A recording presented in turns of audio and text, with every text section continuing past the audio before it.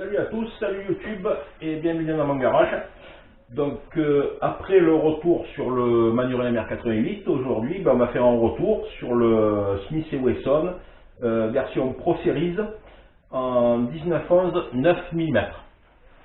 Alors, comme je l'ai dit au départ, dans une autre vidéo, la version Pro Series est une version intermédiaire située entre les armes classiques de Smith & Wesson et les armes Performance Center. Donc, au niveau qualité, c'est une arme d'excellente qualité, les usinages sont parfaits, absolument rien à dire. Voilà. Donc, au niveau de la prise en main, alors au niveau de la prise en main, franchement, c'est le top, quoi. Enfin, pour ma main, vous voyez, la crosse, elle est top. Bon, mécanisme de sécurité, bien sûr, le rabat du doigt, donc voilà, franchement, super. C'est une arme qui, en double action, donc j'ai vérifié qu'il était vide déjà, bien sûr, en double action, bénéficie, vous voyez, d'une garde sur la détente, avant que le chien ne parte. Franchement, c'est top, hein. C'est top, c'est super bien réglé, c'est pile poil. Donc voilà, c'est une arme qui est pourvue de 10 balles dans le chargeur plus une dans la culasse. Bon, est-ce que ça sert de mettre 11 balles? Je ne sais rien, peut-être quand vous partez à la guerre, je sais pas, mais sur le stand de tir c'est pas utile. Moi à la limite j'en mets 7-8 dans le chargeur, ça m'arrive de mettre les 10, Bon. Après, le défaut de ce type d'arme, c'est quand vous allez au stand de tir, c'est quelque chose qui revient régulièrement. C'est qu'après, il faut ramasser les douilles. Ben, forcément, il faut ramasser les douilles. Alors bon, c'est pas qu'on n'y arrive pas, mais bon, il faut les trouver, les douilles. Hein. Pas toujours évident, ça a l'air idiot comme ça, mais bon, ça fait partie du jeu. C'est l'inconvénient d'un PA par rapport à un revolver. Voilà, ou dans un revolver, les douilles restent sagement dans le barillet. Voilà. Donc, au niveau du tir, c'est une arme qui reste quand même relativement précise, sur laquelle je n'ai pas encore affiné mon réglage. J'ai fait un pré-réglage et je n'ai pas tiré depuis. Donc il faudra que je réessaie. Mais ça reste une arme de bonne qualité.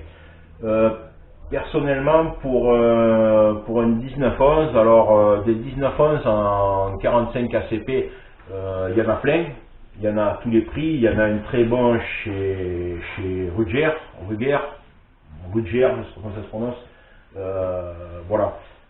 Après, du 9 mm, il n'y en a pas des kilomètres. Vous en avez chez Smith & Wesson, vous en avez chez Kimber. Après, je vous rappelle aussi que certaines armes ne sont pas forcément disponibles chez les armuriers et demandent des délais d'attente, des fois venus de notre monde. Moi ici, pas loin de chez moi, j'ai l'importateur Kimber qui demande entre 10 et 12 semaines pour recevoir une arme. Bon, je trouve ça un peu long, quoi. Bon. Voilà. D'autant plus que les Kimber ne sont pas plus performants que les Smith & Wesson, puisque au stand de tir on peut en louer, et bon, je tire pas mieux avec un Kimber qu'avec mon Smith & Wesson. Voilà. Bon, bref, ça c'était une aparté. Sinon voilà, si vous voulez un très bon PA en 9 mm, c'est une arme que je vous recommande. Moi personnellement j'aime le 1911, j'aime la coupe du 1911. Même si au départ je voulais prendre un X5 de chez SIG, parce que le X5 a quand même une très très bonne réputation au niveau de la précision. Bon, mais c'était pas disponible, donc je l'ai déjà expliqué dans une autre vidéo.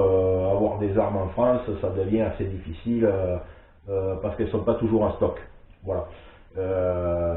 Donc voilà. Après, l'avantage de tirer au 9 mm, donc moi j'ai choisi deux types de munitions. J'ai choisi le 9 mm parce que d'abord c'est une munition qui ne coûte pas très cher. Donc on est entre 10 et 11 euros sur une boîte de munitions de 50. Hein. On peut peut-être trouver moins cher, j'en sais rien. Bon, enfin, on est à ce prix-là. Parlons pas du 22 Long Rifle, on n'y est pas, là on est dans du 9. Et puis le 357 aussi est une munition qui n'est pas très onéreuse, d'autant plus que pour, je crois que j'ai payé quelque chose comme 14 ou 15 euros la boîte, on peut acheter du 38 spécial, voire du white cutter. Bon, le white cutter, je vois pas trop l'intérêt parce qu'au final, il coûte aussi cher que le 38 spécial, alors autant tirer du 38 spécial. Voilà. Moi, ça a été mon choix au niveau munitions. Ça me permet de tirer plusieurs munitions différentes. Comme je l'avais expliqué dans une vidéo précédente, imaginez que demain vous vouliez acheter CZ Scorpion Evo 2 qui lui aussi est en 9 mm. Ça va vous permettre d'avoir 1000 munitions pour cette arme, 1000 munitions pour le Scorpion, et puis ça vous fait 2000 munitions pour une année. Vous êtes libre de les tirer, soit avec celui-là, soit avec le Scorpion. Bon, c'est vous qui voyez. Ça permet d'avoir, il faut calculer que si vous achetez par exemple du 45 ACP, du 357, du 9 mm, vous êtes limité à 1000 munitions par arme. Donc si ça vous plaît de tirer avec un 9 mm, on peut avoir un max de munitions. Voilà, c'est pour ça que moi j'ai pris ce type de munitions. Bon, après, quand vous avez, comme moi, 2 armes, ça vous fait 2000 munitions. Alors ça part, hein, ça part bien sûr. Maintenant, il faut vous dire aussi que pour en tirer 2000, il faut aller souvent au club, ou alors quand vous y allez, si vous n'y allez pas souvent, il faut tirer au moins 100 ou 200 cartouches. Bon, hein, voilà le truc, chacun tire à sa fréquence, à son rythme. Donc c'est un paramètre à prendre en compte. Voilà pourquoi j'ai pris un 9 mm. Voilà.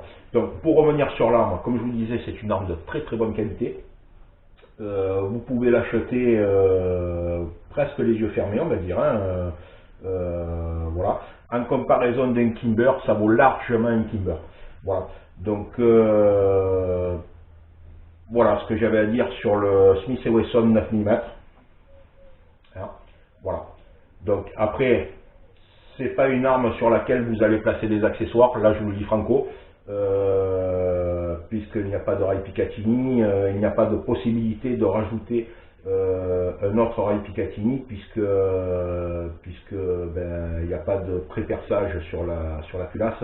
Donc c'est pas une arme qu'on peut modifier, par exemple comme un Glock, comme un SIG, comme voilà. Donc c'est une arme pure pour tirer. Voilà.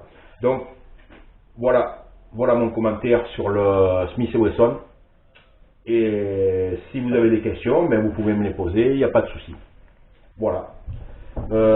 Petit détail, c'est quand même une arme que vous pouvez trouver, moi je l'ai vu au moment où je l'ai acheté, en 2 versions. Donc vous avez la version avec la hausse réglable qui coûte 2250 € à peu près. Et puis vous avez la version à 2000 € où la hausse n'est pas réglable, il y a 200 € de différence. Alors honnêtement, il vaut mieux prendre la version à 11 réglable. Après, je vous dis quand même qu'au niveau budget, ben, étant donné qu'il n'y a pas beaucoup de 19-11 en 9 mm sur le marché, ça reste quand même des armes, personnellement, que je trouve relativement chères. C'est vraiment parce que je voulais une 19-11 que j'ai acheté ça. Sinon, à prix égal, peut-être vaut-il mieux acheter un SIG. À vous de voir. Hein, à vous de voir. Mais au niveau... Moi, cette vidéo, je la fais uniquement pour parler de la qualité. La qualité est au rendez-vous, il n'y a pas de problème avec ça. Voilà les amis, si vous avez des questions, vous pouvez me les poser. Merci bien, au revoir.